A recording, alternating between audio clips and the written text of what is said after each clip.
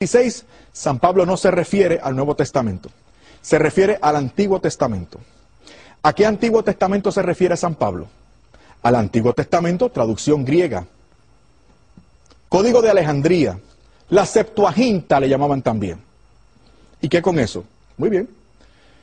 Que esa Biblia de los primeros cristianos, la que San Pablo tenía de frente y utilizaba, la Biblia que se cita casi totalmente, en casi todos los versículos, en el Evangelio, cuando se cita el Antiguo Testamento, en el 90% de las veces se utilizan citas de ese Antiguo Testamento griego. ¿Por qué?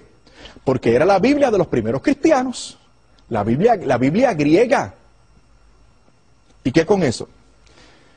Que esa Biblia griega, el Antiguo Testamento griego, la escritura que San Pablo llama inspirada, en 2 de Timoteo 3:16, contenía los libros deuterocanónicos que yo no tenía en mi Biblia evangélica. Traumático, ¿no? ¿Qué tenía yo en mi Biblia evangélica? El Antiguo Testamento que yo tenía evangélico se fijaba del establecimiento del canon del Antiguo Testamento según el concilio de Yabnia, un concilio de fariseos en el año 70 después de Cristo. Escuchen bien, los evangélicos se dejan llevar por el concilio de Yabnia cuando hablan o cuando defienden su canon del Antiguo Testamento. Dicen, como los judíos en Yabnia sacaron los deuterocanónicos, pues nosotros por eso no los tenemos, porque es un concilio de judíos. Miren qué interesante está esto.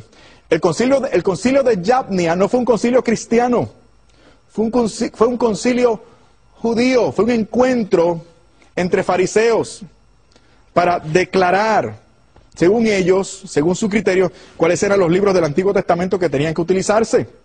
Pero además el concilio de Yabnia era un concilio, y fue un concilio anticristiano. O sea, le están declarando inspiración del Espíritu Santo a un concilio de fariseos que fue anticristiano. En ese concilio se habló de Jesucristo como un bastardo, como un hijo ilegítimo. Entonces, el Espíritu Santo que aparentemente inspiró a los fariseos de Yabnia para establecer ese Antiguo Testamento, ¿habrá sido el mismo Espíritu Santo que habló en tan malos términos acerca de Jesús? Ese es el concilio que yo voy a tomar para decirme a mí cuál es mi Antiguo Testamento. No. Es el Antiguo Testamento que dice San Pablo en 2 de Timoteo 3:16, el Antiguo Testamento griego que contenía los libros deuterocanónicos, escritura inspirada por Dios según San Pablo. Eso a mí me produjo una crisis enorme. Me la produjo. Y no en balde yo me puse a pensar, Dios mío, con razón yo no creo que pueda interceder por mis familiares difuntos después de muertos. Si lo hemos sacado de la Biblia, estaba en 2 de Macabeos capítulo 12. Con razón yo no creo que pueda gozar del favor, de la intercesión de los ángeles y los santos. Si lo hemos sacado de la Biblia, estaba en 2 de Macabeos capítulo 15 y Tobías 12:12. Además de Jeremías 15:1, por supuesto, y otros pasajes más. Entonces, los libros deuterocanónicos son escritura inspirada por Dios. ¿Por qué lo sacaron?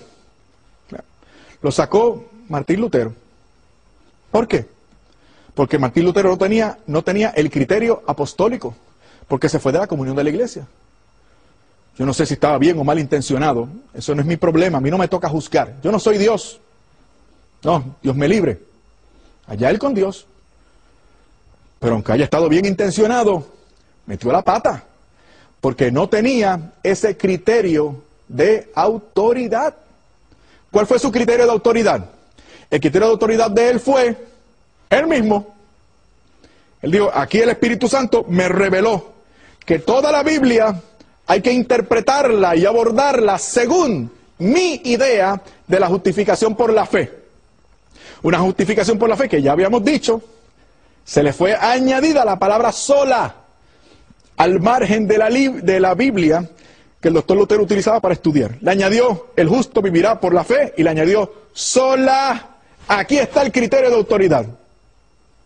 Fe, sola, justificación por la fe. Y a partir de ese criterio, por ahí vamos a pasar, como un sedazo, como un cernidor, toda la Biblia. Y lo que no quepa, por ahí, por mi idea de lo que es la doctrina de la justificación por la fe, lo vamos a rechazar. El primer obstáculo fueron esos 7 libros, los deuterocanónicos, y se les llamó los libros apócrifos, y eso despectivamente. Por eso cuando un hermano católico, cuando un hermano evangélico, perdón, se refiere a estos libros de mi Biblia como libros apócrifos, yo le contesto, con el permiso, hermano, estás equivocado. Apócrifo es una palabra despectiva para referirse a unos libros que yo aprecio mucho como palabra de Dios. Hablemos francamente. Los evangélicos lo agradecen. Los evangélicos respetan a los católicos bien formados que no temen compartir su fe. Los respetan. Y de esa manera podremos recibir el beneficio de estar acompañados en esta iglesia por alguno de ellos. Pero es necesario que nos quitemos el miedo y hablemos con confianza, porque el que está con nosotros es mayor que el que está en el mundo. Ojalá podamos volver a vernos en el siguiente programa. Habló para ti el profesor Fernando Casanova de la Universidad Central de Bayamón. Dios te bendiga.